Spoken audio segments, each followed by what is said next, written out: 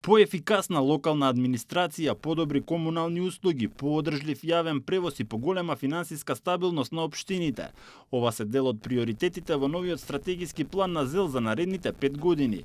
Според скопскиот градоначалник, во изминатите 2 години владата обезбедила значителна поддршка за општините во реализација на инфраструктурни проекти, меѓу кои изградба на патишта, канализации и проекти од комуналната сфера. Но сепак за вистинско јакнење на локалната власт, неопходна е поголема финансиска самостојност и попредвидливо буџетско планирање. Најважен според нас е делот на финансирање на локалната власт, каде бараме обезбедување на најмалку 10% од ДДВ-то и 50% од персоналниот данок, по пример на општините од регионот и од Европа.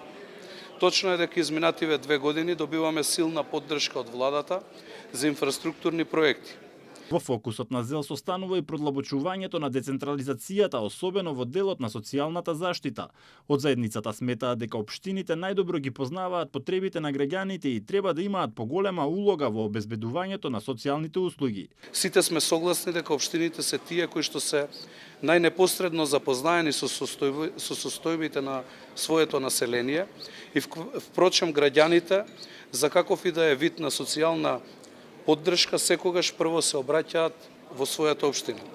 Веќе се отпочнати разговори на оваа тема, правиме анализи и во наредниот период ќе имаме доста активности и на ова поле.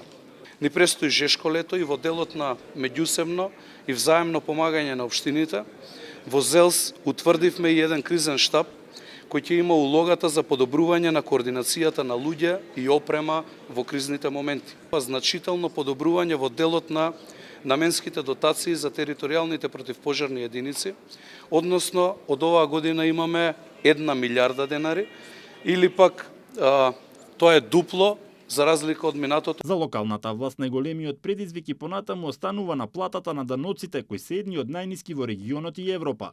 Потоа тука е и превработеноста во општините, долговите на јавните претпријатија, но и недостигот на пожарникари кои што се потребни во борбата со огнените стихии.